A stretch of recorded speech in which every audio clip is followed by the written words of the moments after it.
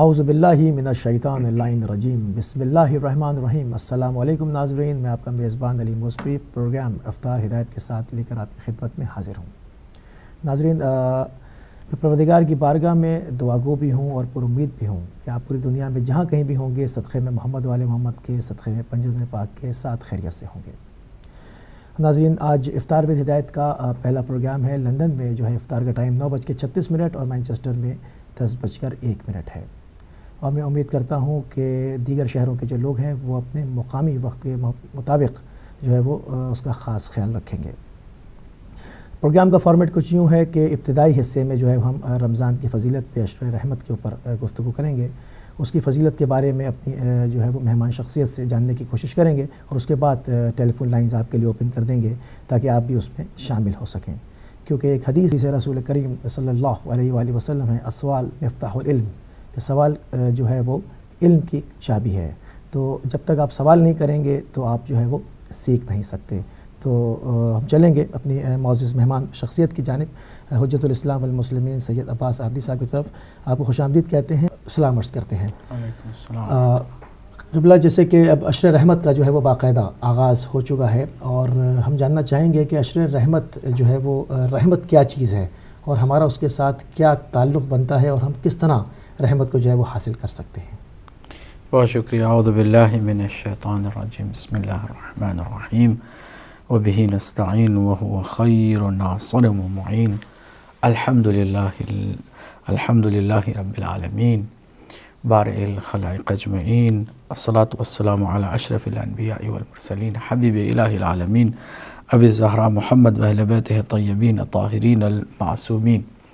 اما بعد، قال اللہ الحکیم فی کتابہ الکریم، بسم اللہ الرحمن الرحیم، یا ایہا الذین آمنوا کتب علیکم الصیام کما کتب علی الذین من قبلکم لعلکم تتقون، صدق اللہ العلی العظیم۔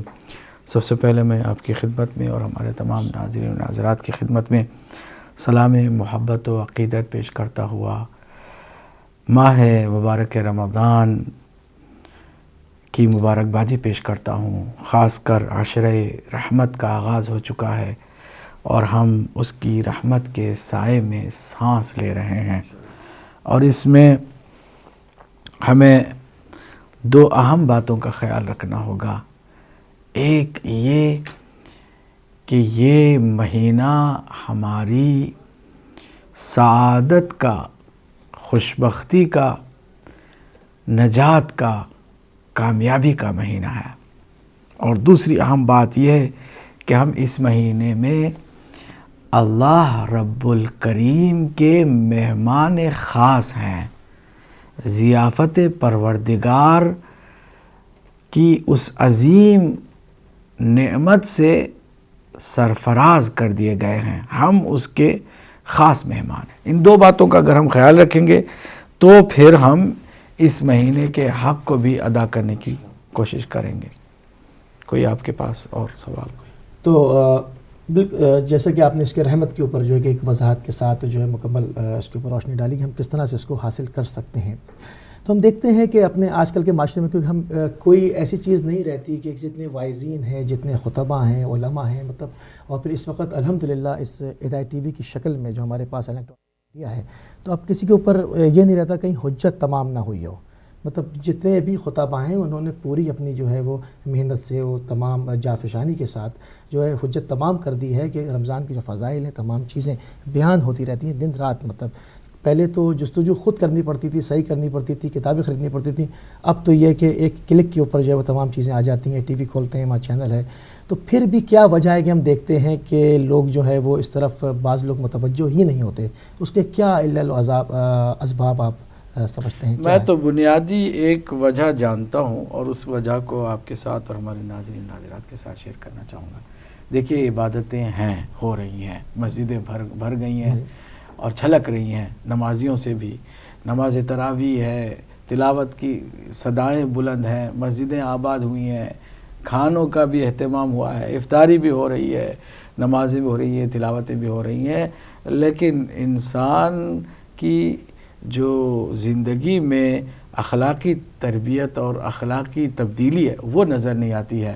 یعنی یہ سب کچھ ہو رہا ہے، ساتھ میں فراڈ بھی چل رہا ہے، یہ سب کچھ ہو رہا ہے، معاملات میں ہیرا پھیری بھی چل رہی ہے، یہ سب کچھ ہو رہا ہے، خون خرابہ بھی چل رہا ہے، یہ سب کچھ نیکیاں ہو رہی ہیں، ساتھ ساتھ برائیاں بھی ساتھ ساتھ پنپ رہی ہیں. بلکہ نیکیوں کا آپ دیکھیں ایک اجتماعی تصور تو بہت زیادہ ماہ مبارک رمضان میں نظر آتا ہے، ساتھ میں برائیوں کی طرف بھی ایک نظر ڈالیں تو وہی مسلمان جو تراویح پڑھنے جا رہا ہے، وہی مسلمان جو تلاوت کلام پاک میں مشغول ہے، اب ذرا دیکھیں سعودی عرب کے چینلز کھول کے دیکھیں تو آپ کو لگاتار سائملٹینیسلی تلاوت کی صدائیں سننے کو ملیں گی، اور پھر سنت برابر بیان کی جا رہی ہوگی، حدیثوں کی بھرمار پیش کی جا رہی ہوگی. تو یہ سب کچھ ہو رہا ہے لیکن انسان میں تبدیلی کیوں نہیں آ رہی ہے؟ آپ کی بنیادی پوائنٹ یہی ہے نا. جواب اس کا یہ ہے کہ دین رہ گیا ہے اور دین کی روح نکل گئی ہے.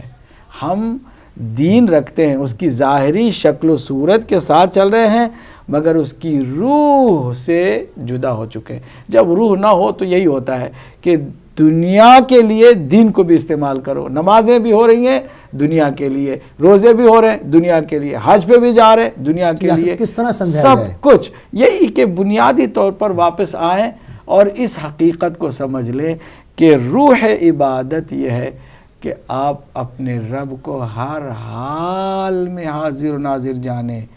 آپ کس کو دھوکہ دے رہے ہیں؟ اس کو دھوکہ نہیں دے سکتے ہیں. جیسے کہ اللہ نے فرمایا کہ یہ لوگ سمجھتے ہیں کہ وہ اللہ اور اس کے رسول کو دھوکہ دے رہے ہیں، جبکہ حقیقت میں یہ اپنے آپ کو دھوکہ دے رہے ہیں. ان کو خبر نہیں ہے. بھائی اللہ جو شرک سے زیادہ ہمارے قریب ہے اور ہماری نیتوں سے واقف ہے، ہمارے ارادوں سے واقف ہے، ہماری ہر چیز سے باخبر ہے، کیا وہ ہمیں ایسے ہی جانے دے گا کہ ہم مکاریاں کریں، عیاریاں کریں اور ڈھونگ رچائیں عبادت کا؟ ایسا کچھ نہیں ہے. لوگوں کو واپس سمجھنے کی ضرورت ہے، روح عبادت کو درک کرنے کی ضرورت ہے، دین کو سمجھنے کی ضرورت ہے.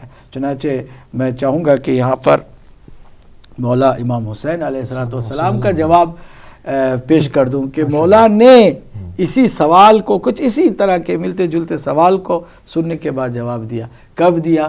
جب لوگ طواف میں مصروف ہیں، ایک دوسرے کو دھکا دے رہے ہیں، اللہ کی عبادت میں مصروف ہیں، ذکر خدا کو زبانوں پہ سجائے ہوئے ہیں، اور جو فرزند کعبہ ہے اس کی بات سننے کو تیار بھی نہیں ہے. وہ کہہ رہے ہیں میرے ساتھ چلو، دین خطرے میں ہے، دین کو بچانا ہے.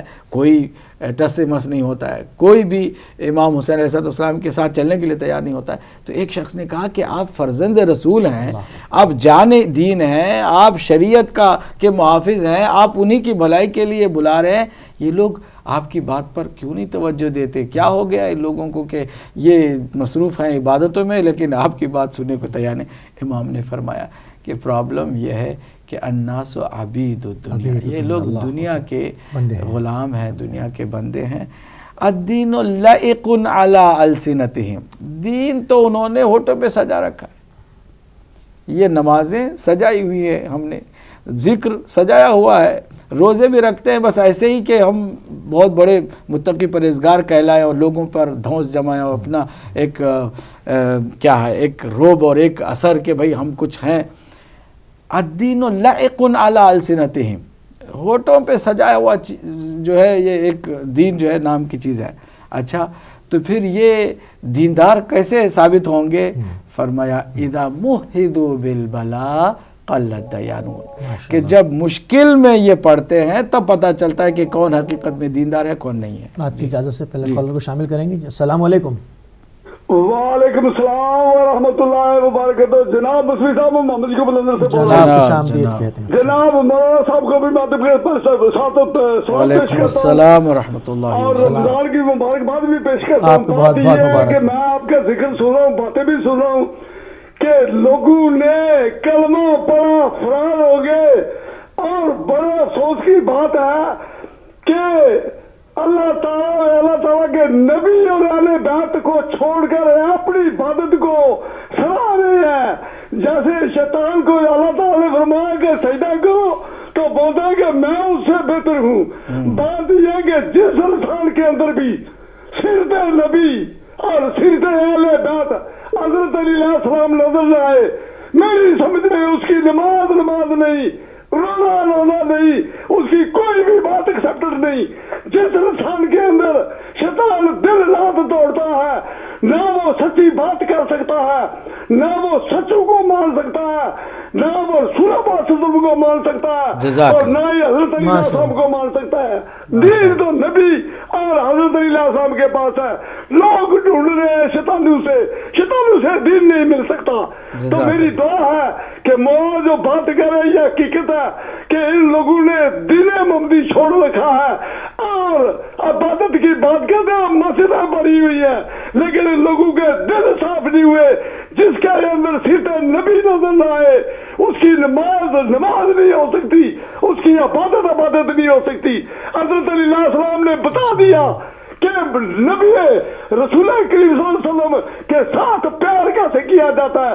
جس کے دل میں پیار نہیں وہ شیطان ہے, اور جس کے دل میں پیار آ گیا اس کے اندر سیرت نبی بھی آ جائے گی. اسی کے ساتھ جانا چاہتا ہوں آپ شہزادوں کا شکریہ اور آپ سب کو ادب کے ساتھ سلام پیش کرتا ہوں. وعلیکم السلام ورحمۃ اللہ. جزاک اللہ. ایک اور کال کو شامل کریں گے. السلام علیکم. جی وعلیکم السلام, میں تعظیم نقوی لندن سے بول رہا ہوں. قبلہ کی خدمت میں بھی سلامت کرتا ہوں. وعلیکم السلام. میرا تو قبلہ یہ ہے کہ رمضان لگتا ہے جلدی گزر جائے گا, کیونکہ اس انتظار میں کہ 20 کو آپ امامیہ مشن میں آئیں گے تو وہ انشاءاللہ اس کا وہ ہو رہا ہے. اور دوسرا سوال میرا ایک چھوٹا سا تھا قبلہ کہ آج بھی جمعہ تھا جیسے, تو کچھ نوجوان ہیں جو جب جمعے میں آتے ہیں یا ادروائز بھی نماز پڑھنے آتے ہیں تو لباس کا بالکل خیال نہیں رکھتے. کئی نوجوان ہیں آپ پیچھے کھڑے ہوئے نماز وہ سجدے میں جا رہے ہیں تو پینٹ ان کی آدھی اتر رہی ہے اور کچھ بولو تو برا کرتے ہیں. تو اس بارے میں ذرا روشنی ڈالیے کہ جب مسجد میں آئے مومن تو اس کو کیسا ہونا چاہیے اور اس معاملے کو کیسے ٹیکل کیا جائے, کیونکہ ایک دو نوجوانوں کو کہا تو انہوں نے برا بھی مانا, تو کوئی آپ ظاہر ہے آپ سے بہترین کوئی بات بتا نہیں سکتا. تو آپ ذرا پلیز مجھے ایڈوائز کریں کہ اگر میں ایسا ٹیکل کروں تو کیا کروں. خوبصورت سوال ہے ماشاءاللہ. جزاک اللہ. جزاک اللہ. ایک اور کال کو شامل کرتے ہیں. السلام علیکم. وعلیکم السلام. موسیقی مقصود حسین سید بول رہا ہوں. جناب خوش آمدید. وعلیکم السلام ورحمۃ اللہ. قبلہ سے ایک سوال پوچھنا چاہتا ہوں, وہ یہ کہ اللہ تعالیٰ فرماتا ہے اے ایمان والو میں تم پر روزے فرض کیے جیسے تم سے پہلی لوگوں پر, تاکہ تم متقی بنو, پرہیزگار بنو. تو کیا متقی یا پرہیزگار یا پرہیزگار خدا تعالیٰ سے گرامر جو کہتی ہے اس کے لفظ کا ترجمہ یہی ہے, تو کیا انبیاء علیہ السلام یا اونچی صفات والے ہستیوں کو چھوڑ کے عام مسلمانوں میں مومن کے بعد متقی ہے یا اس کے درمیان کوئی اور بھی درجہ آتا ہے؟ کیا متقی اپر ڈگری ہے, سپرلیٹو ڈگری ہے, یا تین سے کیٹیگریز میں تقسیم کیا جاتا ہے؟ تو کیا یہ بہترین پوزیشن ہے عام مسلمانوں کے لیے یا اس سے کے علاوہ بھی کوئی اور ہے؟ بہت مہربانی. بہت شکریہ.